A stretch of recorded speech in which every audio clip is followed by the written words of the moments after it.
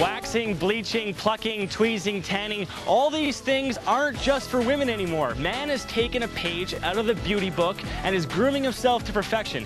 Now, don't get me wrong, I'm all for a little bit of manscaping, but why are guys going to the spa instead of the pub? I do think that men are definitely pressured. Whether they know it or not, I think that everyone is pressured to live up to some sort of standard for girls these days. Especially here in South Beach, you know, it kind of gets a little bit out of control, you know, and I think they're in their own world or something like that, you know, so you look at them and you're like, okay, wait a minute, no, that's not gonna work.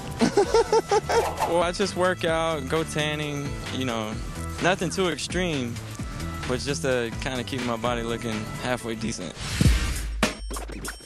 The metrosexual is what's in nowadays.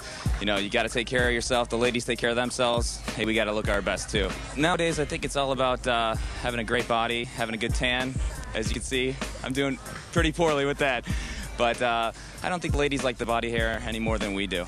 Media has moved them into that direction that made it acceptable. I think when guys started to do it, they did it only when they were around a certain number of people, you know? Okay, so guys are into beautifying and spas are greeting them with open arms. But what kind of options do they offer the male persuasion? We have everything from head to toe available for men these days. We can start off with hair color. We can do a wash-in color, highlights, of course stylish fashion-forward cuts. We also offer manicures, pedicures, waxing, threading, bleaching of the teeth. We're talking all over for the male.